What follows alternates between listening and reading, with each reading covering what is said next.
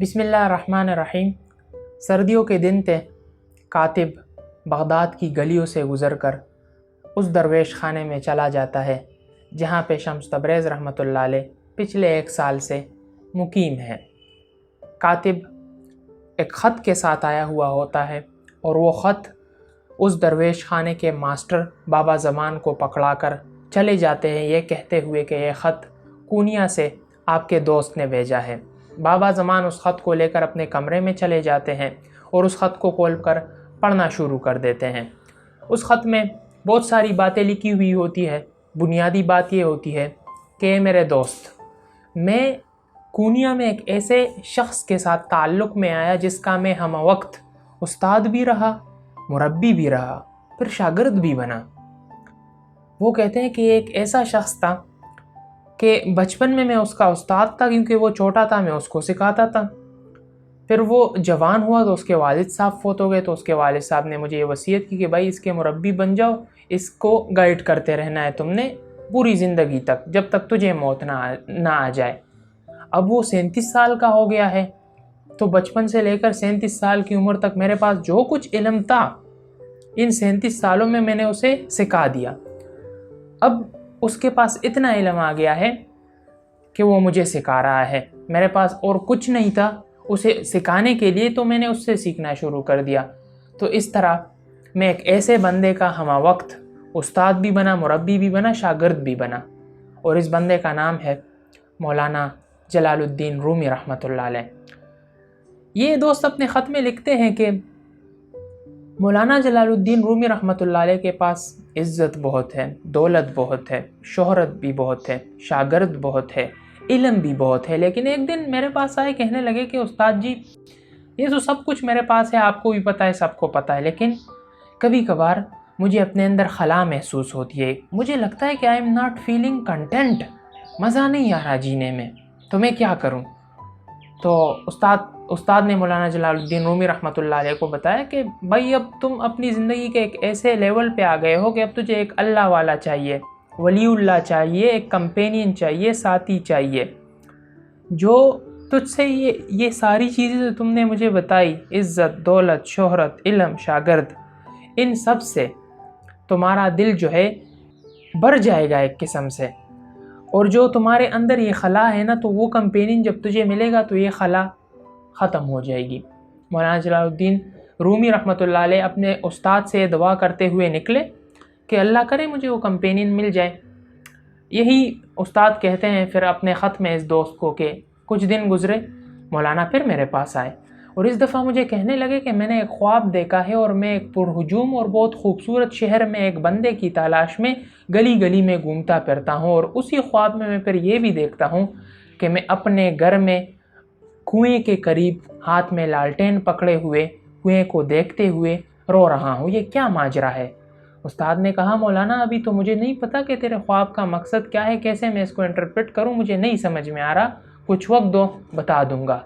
महीना गुज़रा, उस्ताद भूल गए कि मौलाना ने मुझे कोई ख्वाब भी सुनाया था। 1 महीने के बाद इसी उस्ताद को किसी शख्स ने एक रेशमी कपड़े का रुमाल गिफ्ट में दे दिया, तोहफे में दे दिया। उस रुमाल को जैसे मौलाना के उस्ताद ने देखा तो उनको अपने इस दोस्त की याद आ गई जो कि बगदाद में उस दरवेश खाने के मालिक हैं जिसमें मौलाना शम्स तबरेज़ रहमतुल्लाह अलैह रिहाइश पजीर हैं। तो मौलाना रूम के उस्ताद को अपने इस दोस्त की याद आ गई कि यार तुझे तो, जिसको अभी वो ख़त लिख रहे हैं कि यार तुझे रेशमी कपड़ा बहुत पसंद था, मुझे तेरी याद आ गई। तो रेशमी कपड़े से मुझे ये भी याद आया कि मौलाना ने मुझे एक ख्वाब सुनाया था और उसने ये कहा था कि मैं एक पुरहुजूम और ख़ूबसूरत शहर में एक बंदे की तलाश में दर बदर भटक रहा हूँ।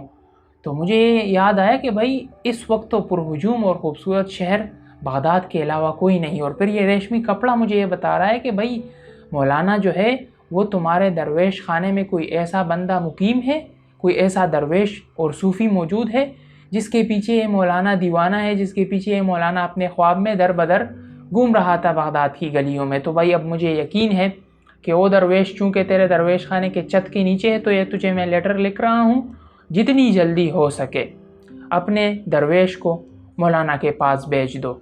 تاکہ ان دو دریاؤں کے ملنے میں اور ان دو دریاؤں کے اللہ کے سمندر میں گر جانے میں ہمارا بھی حصہ ڈل جائے، اور یہ دو اللہ والے لوگ جو ہے کمپینینز بن جائے، ایک بن جائے، اور مولانا کی جو دل میں خلا ہے یہ ختم ہو جائے اور ایک لیگیسی بنے۔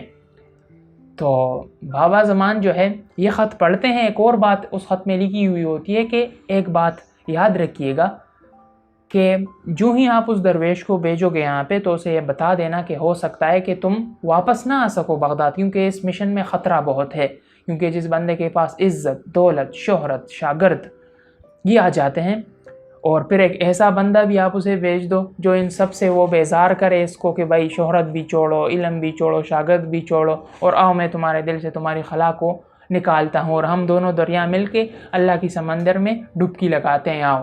تو ایسا اگر بندہ مولانا کے ساتھ ایسا کچھ کرے گا اور یہ باہمی رضامندی سے یہ دونوں کریں گے تو کچھ لوگ ہوں گے جن کو یہ پسند نہیں آئے گا، کچھ لوگ ہوں گے جن کو مولانا پرانا والا چاہیے ہوگا، نیا رومی ان کو نہیں چاہیے ہوگا۔ تو ایسے میں جو تم درویش بھیجو گے اس کے دشمن بڑے ہوں گے، یہاں تک کہ اس کو مار ڈال سکتے ہیں لوگ۔ تو سوچ سمجھ کر فیصلہ کرنا اور اس کو یہ ساری بتا دینا، ساری باتیں بتا دینا، تب بیچنا اس کو۔ تو بابا زمان اس خط کو پڑھ لیتے ہیں، بڑے افسردہ ہو جاتے ہیں، 2-3 دن گزرتے ہیں اور اسی افسردگی میں وہ دن گزرتے ہیں۔ تو شمس تبریز رحمۃ اللہ علیہ اسی مابین جو ہے بابا زمان کو دیکھتے ہیں اور وہ بھی فکر مند ہو جاتے ہیں کہ بابا زمان ماسٹر کو کیا ہو گیا، اچھے خاصے تھے، جیسے لیٹر آیا ہے افسردہ ہی نظر آ رہے ہیں۔ ایک لمحے کے لیے شمس تبریز رحمۃ اللہ علیہ کو بھی یہ خیال آ گیا کہ یار مجھے لگتا ہے کہ اس خط میں میرے بارے میں کچھ باتیں لکھی ہوئی ہے اور ماسٹر اس وجہ سے فکر مند ہے، پریشان ہے، افسردہ ہے۔ خیر ماسٹر نے اس وقت کچھ بھی نہ کہا، دن گزرتے گئے۔ ایک دن شمس تبریز رحمۃ اللہ علیہ گارڈن میں بیٹھے ہوئے تھے کہ ایک گھنٹی کی آواز آئی، اور اس گھنٹی کا مطلب یہ تھا کہ آپ سب کو بابا زمان ہال میں بلا رہے ہیں، ایک میٹنگ ہے، آ جائیں۔ سب چلے گئے، مولانا شمس تبریز رحمۃ اللہ علیہ بھی وہاں پہ چلے گئے، سب بیٹھ گئے۔ بابا زمان نے وہ خط ان سب کو سنا دیا اور بنا نام اور شہر بتائے ہوئے مولانا کے بارے میں بھی بتا دیا، ٹھیک ہے، لیکن مولانا کا نام نہیں بتایا اور شہر نہیں بتایا۔ سب صوفی جو تھے، درویش جو تھے، تجسس آ گیا ان میں کہ بھائی اس شخص کا نام بتائے، جگہ بتائے، ہم تیار ہیں ان کے کمپینین بننے کے لیے۔ تو اتنے میں بابا زمان نے کہا کہ نہیں، نام تو میں ان بندوں کو بتاؤں گا جو ہاتھ اٹھائیں گے کہ بھائی میں تیار ہوں، میں جانا چاہتا ہوں اس کا کمپینین بننے کے لیے، مولانا روم کے پاس جانے کے لیے۔ 9 درویش بندوں نے ہاتھ اٹھایا اور 10واں درویش اس میں شمس تبریز رحمۃ اللہ علیہ تھے۔ 10 درویشوں نے ہاتھ اٹھایا۔ بابا زمان نے دیکھا کہ روکو ذرا، ایک بات کرنا بھول گیا، اس مشن میں خطرہ بہت ہے، تم لوگوں کی جان جا سکتی ہے، دوبارہ اس درویش خانے کا منہ اور میرا منہ نہیں دیکھ پاؤ گے۔ 9 درویشوں کا ہاتھ نیچے ہوا، شمس تبریز رحمۃ اللہ علیہ کا ہاتھ اب بھی اوپر تھا۔ بابا زمان نے ان کو ایسے گورا اور ان کو یہ سمجھ میں آ گیا کہ یہ بھائی بہت پہنچی ہوئی چیز ہے، یہ کوئی عام بندے نہیں ہے، کیونکہ شمس تبریز رحمۃ اللہ علیہ اس درویش خانے میں آئے اس لیے تھے کیونکہ انہیں ایک خواب آیا تھا کہ بھائی مجھے ایک کمپینین کی تلاش ہے اور اس درویش خانے سے ہی مجھے پتہ چلے گا کہ وہ کمپینین کون ہے، اور اب درویش خانے میں لیٹر آتا ہے کہ بھائی مولانا روم کو ایک کمپینین چاہیے۔ تو کچھ لمحوں کے لیے بابا زمان اور شمس تبریز رحمۃ اللہ علیہ ایک دوسرے کو دیکھتے رہے، اور پھر جو ہے شمس تبریز رحمۃ اللہ علیہ نے کہا کہ اب چونکہ میں نے ہاتھ اٹھا دیا تو نام بتائے، شہر بتائے، ابھی میں چل دوڑوں ان کے پاس۔ بابا زمان نے کہا کہ نہیں، آپ تو ہمارے جو ہے مہمان ہیں، آپ کیسے جا سکتے ہیں؟ شمس تبریز رحمۃ اللہ علیہ حیران ہوئے، میں مہمان ہوں، پچھلے 1 سال سے آپ کے ہاں رہ رہا ہوں، اس مشن کے لیے آیا ہوں کہ آپ مجھے کمپینین کا نام بتاؤ گے اور آپ کہہ رہے ہو کہ میں مہمان ہوں آپ کا، اس سے کیا فرق پڑتا ہے؟ تو بابا زمان نے کہا کہ میں آپ کو نہیں بیچ سکتا اور اس معاملے پہ میں اور بات نہیں کرنا چاہتا۔ یہ بات سن کر شمس تبریز رحمۃ اللہ علیہ نے کہا، حیران ہوئے یہ کیا بات ہو گئی؟ لیکن بابا زمان نے بھی کہا چونکہ ماسٹر تھے کہ بھائی اب میں اور بات نہیں کرنا چاہتا، وی ول ڈسکس اٹ لیٹر۔ تو شمس تبریز رحمۃ اللہ علیہ بڑے افسردہ ہوئے کہ یہ کیا بھائی، کمپینین کو ایک دوسرے سے ملنے نہیں دے رہے ہیں، اب یہ کیا ماجرا ہے؟ تو ایسے میں ان کو اپنا ایک رول یاد آیا جو کچھ یوں ہے کہ loneliness and solitude are 2 different things, تنہائی اور پاکیزہ تنہائی یہ دونوں الگ الگ چیزیں ہیں۔ When you are lonely, it is easy to delude yourself into believing that you are on the right path۔ جب آپ اکیلے ہوتے ہو، کوئی کمپینین، مربی، ولی اللہ آپ کے ساتھ نہیں ہوتا، تو یہ بہت آسان ہوتا ہے کہ آپ خود کو بیوقوف بناؤ کہ میں صراط مستقیم پہ ہوں، میں سیدھے راستے پر ہوں، میں نے اللہ کو پا لیا۔ Solitude is better for us as it means being alone without feeling lonely. Solitude जो है, पाकीज़ा तन्हाई जो है, जिसमें हम अल्लाह के साथ जो अल्लाह की हुजूरी में होते हैं, अल्लाह को याद कर रहे होते हैं, वो हमारे लिए बहुत अच्छी है, क्योंकि सॉलिट्यूड का मतलब होता है कि हम अकेले तो है, तन्हा तो है, लेकिन तन्हाई हमें काट नहीं रही, हम अकेलापन महसूस नहीं कर रहे हैं. But eventually it is best to find a person, the person who will be your mirror. लेकिन वक्त के साथ साथ, सॉलिट्यूड में रहने के साथ साथ ये अच्छा होता है कि भाई अपने लिए एक कंपेनियन वलीउल्लाह तलाश कर लो, जो कि तुम्हारा शीशा होगा, जिसमें तुम अपना अक्स देखोगे. रिमेंबर, याद रखो, only in another person's heart can you truly see yourself and the presence of God within you. सिर्फ दूसरे बंदे के दिल में तुम अपनी सही हकीकत को देख सकते हो, और जो अल्लाह की मारिफत तेरे अंदर मौजूद है वो तुम देख सकते हो. अब इस रूल में शम्स तबरेज़ रहमतुल्लाह अलैह क्या करते हैं कि लॉनलीनेस और सॉलिट्यूड को डिफ़ाइन कर देते हैं कि भाई तन्हाई जो है वो है, वो तन्हाई जो तुम्हें काटे वो लॉनलीनेस है. वो तन्हाई जिसमें तुम बोर हो कि भाई मोबाइल किधर है, खाना किधर है, पीना किधर है, दोस्त नहीं है, ये क्या है भाई ज़िंदगी, परेशान हो जाते हो आप, वो लॉनलीनेस है. सॉलिट्यूड क्या है? वो पाकीज़ा तन्हाई है, जिसमें अल्लाह की हुजूरी में आप होते हो, आप अल्लाह को याद कर रहे होते हो, आप जो है वो तन्हाई आपको काटती नहीं, आप बोरियत महसूस नहीं करते, आप गौर व फिक्र कर रहे होते हो. बामानी तन्हाई जिसे कहते हैं, बामकसद तन्हाई जिसे कहते हैं, उसको अंग्रेज़ी में सॉलिट्यूड कहते हैं. तो सॉलिट्यूड को उन्होंने डिफ़ाइन कर दिया इस रूल में, लॉनलीनेस को भी डिफ़ाइन कर दिया, और ये भी कहा कि भाई सॉलिट्यूड जो है ये हमारे लिए अहम है. क्यों अहम है? क्यों भाई अहम? इसलिए है कि अल्लाह के साथ आप अल्लाह की हुजूरी में हो, अल्लाह को याद कर रहे हो, अपना तज़किया कर रहे हो और फ़िक्र कर रहे हो, तो ये बड़े नेक काम हैं, इसलिए सॉलिट्यूड हमारे लिए बेस्ट है. और आगे ये बताते हैं कि सॉलिट्यूड में रहते हुए हमें कुछ वक्त के बाद ये करना चाहिए कि भाई हमें एक वलीउल्लाह के साथ जुड़ना चाहिए. एक कंपेनियन कह लो, दोस्त कह लो, साथी कह लो, उस्ताद कह लो, मुरब्बी कह लो, मेंटोर कह लो, ये हमें चाहिए होता है ताकि वो हमारा मिरर हो. अब मिरर जब उन्होंने कह दिया ना, तो कोई आम वगैरह बंदा मुराद नहीं है मिरर से. अल्लाह ताला ने बताया कि एक मोमिन दूसरे मोमिन के लिए शीशा है, शीशे के तौर पर काम करते. एक मोमिन अपना अक्स दूसरे में देखेगा, तो इसका मतलब ये है कि मेरा जो साथी होगा, जो मोमिन दोस्त होगा मेरा, या जो वलीउल्लाह के साथ मैं जुड़ूंगा, तो वो मुझे मेरी गलतियां बताएगा, वो मुझे ठीक करेगा, जो ठीक काम मैं कर रहा हूँ उस पर अप्रिशिएट करेगा कि हाँ भाई इसको करते रहो. तो ऐसे वो मेरे लिए मिरर है. मैं अपना पूरा अक्स उसमें देख लूँगा, अपनी अंदरून भी देख लूँगा, और वो अगर मैं कुछ अच्छा कर रहा हूँ तो वो मुझे अप्रिशिएट करेगा और कहेगा कि भाई हाँ तुम ठीक जा रहे हो, अल्लाह का शुक्र है, इस काम को करते रहो. तो वो बंदा तुम्हारा कंपेनियन होगा जो कि तुम्हारा मिरर बने, और मिरर मोमिन ही होता है, एक मोमिन दूसरे मोमिन का. तो यहाँ पे वो बंदा मुराद है जो नेक हो, जो अल्लाह वाला हो. ऐसे नहीं कि किसी भी बंदे को हम कंपेनियन बनाने चले, उससे फिर नुकसानात भी बहुत ज़्यादा होते हैं.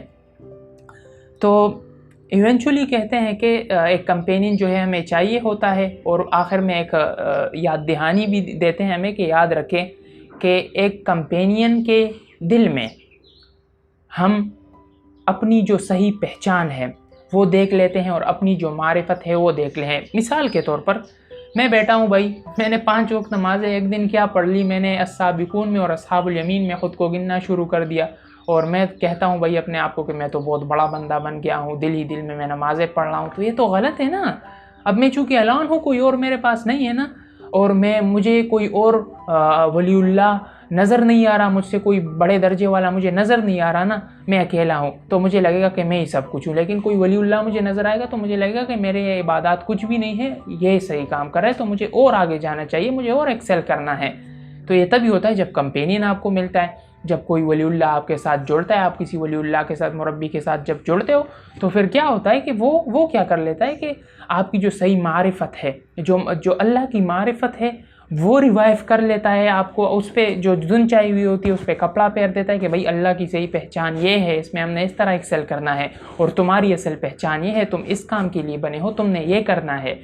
इसकी एक सिंपल मिसाल दूँ, ये ए पॉइंट है, ये डी पॉइंट है, आपने ए से डी पॉइंट तक जाना है. तो अगर आप खुद जाओगे तो कभी आप इधर जाओगे, कभी उधर जाओगे, कभी इधर जाओगे, कभी उधर जाओगे, तो हो सकता है आखिरकार बहुत सारा वक्त लगा के इधर पहुंच जाओ, और ये भी हो सकता है कि कभी पहुंचो भी ना इधर. लेकिन जब वलीउल्लाह, उस्ताद कह लो, मुरब्बी कह लो, वो जब होता है आपके साथ, तो इधर से इधर तक सीधा आ जाता है, वक्त कम लगता है और आसानी भी बहुत होती है. तो अब ये देखो, सीधा आप मिल गए. تو یہ ولی اللہ کا، کمپینین کا، ساتھی کا، استاد کا درجہ یہ ہے، اس کی اہمیت جو ہے وہ یہ ہے۔ تو اس لیے یہاں پہ زور دیتے ہیں کہ بھئی ہمیں جو ہے کمپینین چاہیے ہوتا ہے، کوئی مربی ہمیں چاہیے ہوتا ہے، استاد چاہیے ہوتا ہے، تاکہ ہمیں پوری زندگی کے بارے میں گائیڈ کرے۔ تو اگر ہم مولانا روم کو دیکھ لینا، 37 سال سے پہلے انہوں نے یہ شکایت کی تھی کہ میرے اندر جو ہے خلا ہے، لیکن 37 سال کے بعد انہوں نے کبھی یہ شکایت نہیں کی کہ اندر خلا ہے، I am not feeling well, مجھے مزہ نہیں آ رہا جینے میں، اور میں جو ہے وہ کبھی کبھی خوشی ہوتی ہی نہیں ہے، یہ گلہ کبھی نہیں کیا۔ 37 سے قبل جو تھے انہوں نے اپنا ایک شعر بھی نہیں لکھا، 37 سال کے بعد وہ شاعر بنے ہیں۔ آج اگر میں اور آپ مولانا روم کو جانتے ہیں تو وہ ان 37 سال عمر کے بعد جو انہوں نے زندگی گزاری ہے اس کی وجہ سے جانتے ہیں۔ اگر مولانا روم کی زندگی میں شمس تبریز رحمۃ اللہ علیہ نہ آتے تو میرا یہ خیال ہے، میرا یہ گمان ہے کہ آج میں اور آپ مولانا روم کا نام بھی نہیں سنتے۔ وہ یہ ملے ہیں ایک دوسرے سے، استاد ملا ہے، مربی ملا ہے، تو گائیڈ کیا ہے انہوں نے ان کو، مطلب شاعری پر مولانا روم کو کس نے کہا کہ آپ نے شاعری کرنی ہے اور آپ کی شاعری پوری دنیا تک جائے گی؟ شمس تبریز رحمۃ اللہ علیہ نے ہی کہا تھا۔ تو یہ گائیڈنس میں آئے ہیں، تو مولانا روم جو ہے تب اپنی جو صحیح پہچان ہے وہ جانے ہیں، اور اللہ کی جو صحیح معرفت ہے مجھے لگتا ہے کہ مولانا روم کو تبھی نصیب ہوئی ہے، کیونکہ میرے استاد بھی یہ بتاتے ہیں کہ مولانا روم نے خود یہ بتایا کہ میں مولانا روم نہ ہوتا اگر شمس تبریز میرا استاد نہ ہوتا، اور اقبال رحمۃ اللہ علیہ بھی یہ کہتے ہیں کہ میں اقبال نہ ہوتا اگر میرا استاد رومی نہ ہوتا۔ ٹھیک ہے، تو یہ جو بھی باتیں کی ہیں اللہ تعالیٰ ان پر ہمیں عمل کرنے کی توفیق دے، اللہ تعالیٰ ہمیں بھی مربی جو ہے وہ نصیب کرے، ہمیں بھی کوئی ایسا کمپینین مل جائے جو ہمیں جو ہے اپنی زندگی کی حقیقت، اپنی حقیقت اور اللہ کی جو معرفت ہے اس کا جو ہے ہمیں پہچان کروا دے، اور ہماری زندگی جو ہے وہ بامانی بن جائے، نیک بن جائے، اور ہم جو ہے وہ جنت والے بن جائے، اور گناہوں سے ہم بچ جائے، غفلت سے ہم بچ جائے۔ ٹھیک ہے، تو ان باتوں پر اللہ تعالیٰ مجھے اور آپ کو عمل کرنے کی توفیق دے۔ نیکسٹ ویڈیو میں ملاقات ہونی ہے انشاءاللہ آپ سے۔ وما علینا الا البلاغ۔